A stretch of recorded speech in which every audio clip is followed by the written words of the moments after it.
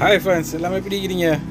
இன்றைக்கி சூப்பரான ஒரு ரெசிபி நான் செஞ்சு காட்ட போகிறேன். இன்றைக்கி நான் சவுதியில் நான் அதை சிக்கன் குருமா செஞ்சோம்.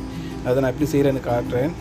அது மாதிரி நீங்கள் ட்ரை பண்ணி பார்த்துட்டு கமெண்ட் பண்ணுங்கள். அதோட எங்கள் சேனலில் ஃபஸ்ட் டைம் பார்க்குறவங்க சப்ஸ்கிரைப் பண்ணாதும் தயவுசெய்து சப்ஸ்கிரைப் பண்ணிக்கோங்க. அதோட சேர்த்து பெல் பட்டனையும் அமைக்கோங்க. ஓகே, வாங்க வீடியோவில் இருப்போம்.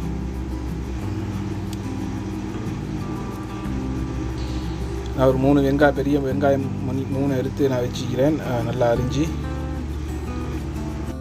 நல்லா மெல்லிசாக அரிச்சுங்க. அப்போ தான் பொரிக்கிறதுக்கு லேஸ் ஆகியும். ஒரு பேனில் நான் இதில் போட்டு நான் வெங்காயத்தை போட்டு நல்லா ஒரு கோல்டன் ப்ரௌன் கலருக்கு வாரத்துக்கு நல்லா அந்த க்ரஷ் பண்ண எலும்பு அளவுக்கு நல்லா கொஞ்சம் ஃப்ரை பண்ணி எடுத்துக்கிறேன்.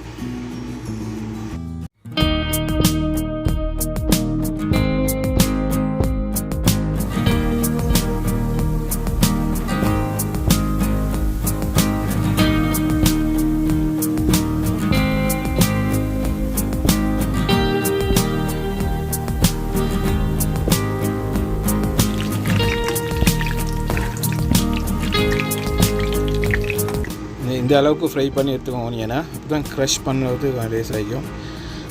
அதோடு சேர்த்து கொக்கோனட் ஒரு 1.5 கப் எடுத்துக்கொண்டுங்க.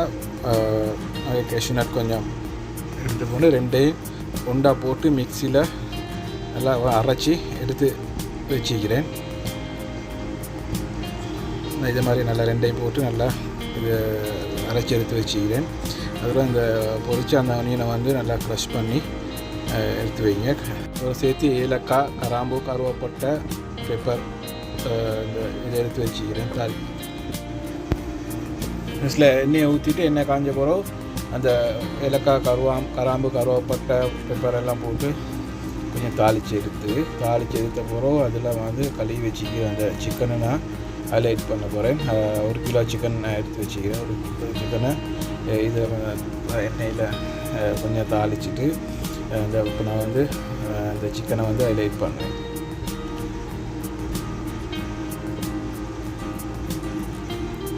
ஆட் பண்ணிவிட்டு கொஞ்சம் நல்லா அதை பிரட்டி ஒரு 3-4 மினிட்ஸ் வந்து கொஞ்சம் வேகிறதுக்கு ஹை ஃப்ளேமில் வைக்கணும். அப்போ கொஞ்சம் நல்லா அந்த ஃப்ளேவர் வந்து அதில் வந்து மிக்ஸ் ஆகும்.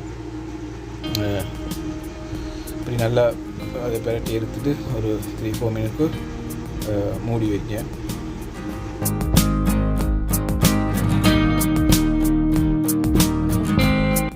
ஒரு 4 நிமிஷத்துக்கு பிறகு அது தொடர்ந்து கார்லிக் பேஸ்ட், ஜிஞ்சர் பேஸ்ட் வந்து அதில் ஆட் பண்ணி அது நல்லா மிக்ஸ் பண்ணி இன்னும் கொஞ்சம் வேக விடணும்.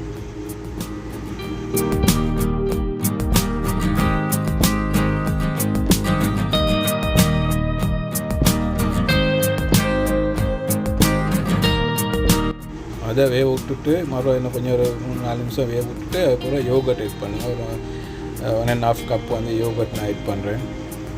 யோகர்ட் ஆட் பண்ணி நல்லா இப்படி மிக்ஸ் பண்ணி கொஞ்சம் அதையும் வேக விடுங்க.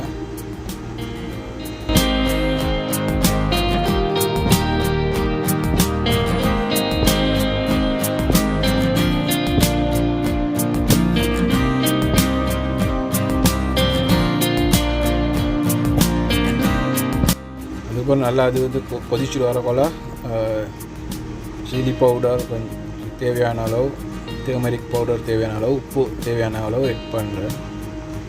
அந்த மாதிரி தேவையான அளவு ஆட் பண்ணினா சரி.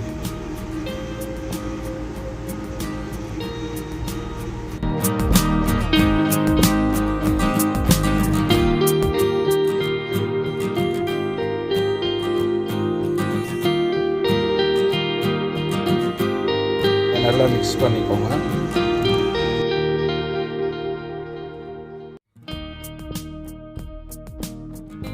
அதுக்கப்புறம் மசாலா தூளை ஆட் பண்ணி அது நல்லா கொதிச்சுட்டு வரக்குள்ள அதுக்கப்புறம் அரைச்சி வச்சுருந்த அந்த கொக்கோனட்டையும் கேஷ்யூநட்டையும் மிக்ஸ் பண்ணதை அதில் ஆட் பண்ணி நல்லா மிக்ஸ் பண்ணி இன்னும் கொஞ்சம் நல்லா கொதிக்க விடுங்க. நல்லா கொஞ்சம் 2-3 மினிட்ஸ் கொதிக்க விட்ட பிறகு